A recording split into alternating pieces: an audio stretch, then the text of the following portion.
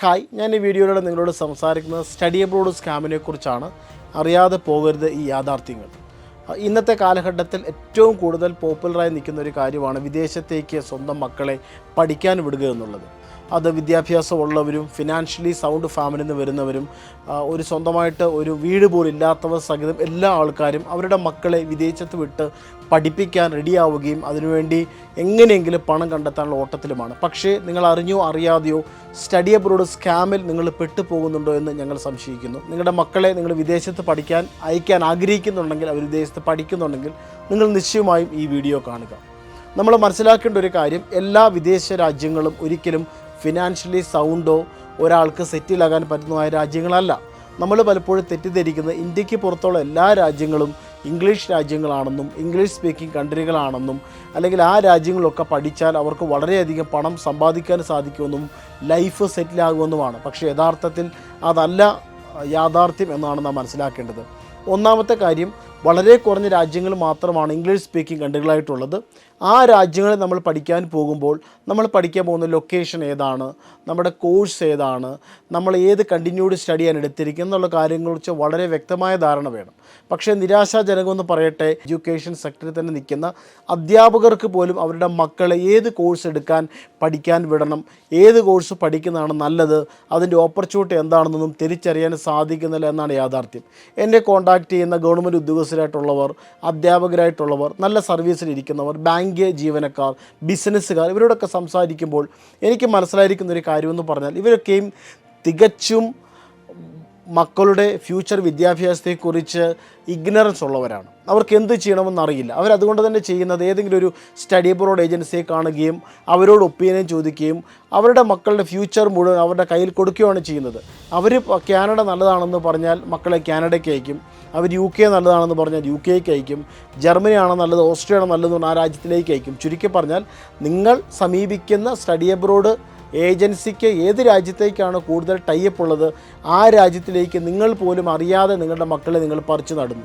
അതുകൊണ്ട് തന്നെ തീർച്ചയായിട്ടും ഈ കാര്യത്തെക്കുറിച്ച് വളരെ നല്ലൊരു നോളജ്, ഒരു അറിവ് നിങ്ങൾക്കുണ്ടായിരിക്കേണ്ടത് ആവശ്യമാണ്. നിങ്ങൾ മനസ്സിലാക്കേണ്ട ഒരു കാര്യം, ഒന്നാമത് ഈ രാജ്യങ്ങളെല്ലാം സേഫ് അല്ല എന്ന് പറഞ്ഞാൽ ആ രാജ്യങ്ങളെല്ലാം GDPയിൽ അത് ഉയർന്ന രാജ്യങ്ങളോ ഒരാൾക്ക് പോയി സെറ്റിലായി പണം സമ്പാദിക്കാൻ സാധിക്കുന്ന രാജ്യങ്ങളോ അല്ല. ഒന്നാമത് തിരഞ്ഞെടുക്കുമ്പോൾ, ഒരു രാജ്യം തിരഞ്ഞെടുക്കുമ്പോൾ കഴിവതും ഇംഗ്ലീഷ് സ്പീക്കിംഗ് കൺട്രികൾ തിരഞ്ഞെടുക്കാൻ ശ്രദ്ധിക്കുക.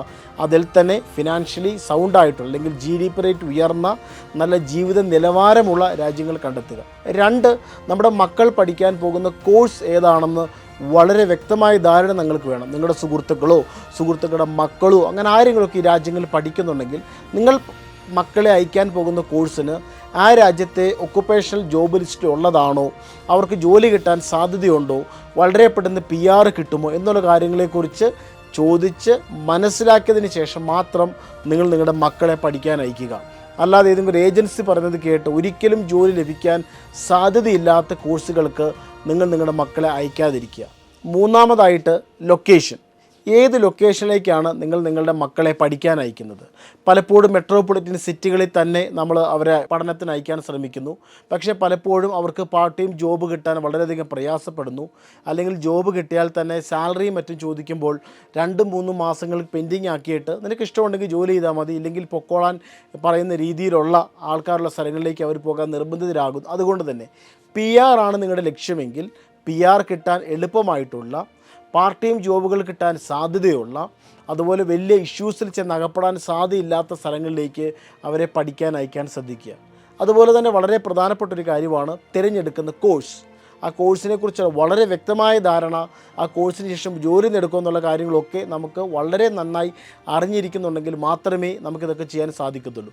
ചുരുക്കി പറഞ്ഞാൽ, നിങ്ങളുടെ മക്കളുടെ ഭാവി ഒരു വിദേശ വിദ്യാഭ്യാസ ഏജൻസിയുടെ കയ്യിൽ കൊടുത്ത് നിങ്ങൾ സ്വയം വഞ്ചിതരാകാതിരിക്കാൻ ശ്രമിക്കുക. നിങ്ങൾ പഠിക്കുക. ഇത് കൂടാതെയാണ് പലപ്പോഴും പലരും വിദ്യാർത്ഥികളെ യൂറോപ്യൻ രാജ്യങ്ങളിലേക്ക് അയക്കുന്നത്. യൂറോപ്യൻ രാജ്യങ്ങൾ ഏതാണ്, ഷെങ്കൻ കൺട്രികൾ ഏതാണ്, ഈ യൂറോപ്യൻ രാജ്യങ്ങളെ നേറ്റീവ് ലാംഗ്വേജ് ഏതാണ് എന്നുള്ള കാര്യങ്ങളെക്കുറിച്ചൊന്നും വളരെ വ്യക്തമായ ധാരണയില്ലാതെ വളരെ കുറഞ്ഞ ചെലവിൽ പഠിക്കാൻ പോകാം എന്നുള്ള ധാരണ കൊണ്ട് മക്കളെ ഈ രാജ്യങ്ങളിലേക്ക് കയറ്റി അയക്കുന്നവരും കുറവല്ല. അതുകൊണ്ട് ഇങ്ങനത്തെ രാജ്യങ്ങളിലേക്ക് കയറ്റി അയക്കുന്നവർക്കുള്ളൊരു വീഡിയോ, ഒരു എക്സ്പ്ലെയിൻ ചെയ്തിരിക്കുന്നൊരു വീഡിയോ ഞാൻ നമ്മുടെ ചാനൽ അപ്ഡേറ്റ് ചെയ്തിട്ടുണ്ട്. നിങ്ങൾക്കത് വാച്ച് ചെയ്യാവുന്നതാണ്. സോ ചുരുക്കി പറഞ്ഞാൽ, നിങ്ങൾ നിങ്ങളുടെ മക്കളുടെ ഭാവി തിരഞ്ഞെടുക്കുമ്പോൾ വളരെ വ്യക്തമായി എന്താണ് സംഭവിക്കുന്നതെന്നും എങ്ങനെയാണ് പഠിക്കേണ്ടതെന്നും ഏതൊക്കെ കോഴ്സുകളാണ് എടുക്കേണ്ടതെന്നുമുള്ള വ്യക്തമായ ധാരണ നിങ്ങൾക്കുണ്ടായിരിക്കണം, നിങ്ങളുടെ മക്കൾക്കുണ്ടായിരിക്കണം. അങ്ങനെയെങ്കിൽ മാത്രമേ നിങ്ങളുടെ മക്കൾ പഠിച്ചിറങ്ങിയതിന് ശേഷം PR കിട്ടി ആ രാജ്യത്തിൽ സെറ്റിലാകാനും പണം സമ്പാദിക്കാനും നിങ്ങളുടെ മുന്നോട്ടുള്ള ലൈഫ് സേഫ് ആകാനും സാധിക്കത്തുള്ളൂ. ഈ കാര്യങ്ങൾ മനസ്സിലാക്കി മാത്രം നിങ്ങൾ മുമ്പോട്ട് പോവുക. എന്തെങ്കിലും ഇതിനെക്കുറിച്ചുള്ള സജഷൻസോ കാര്യങ്ങൾക്കോ നിങ്ങൾക്ക് ഞങ്ങളെ കോൺടാക്റ്റ് ചെയ്യാവുന്നതാണ്. താങ്ക്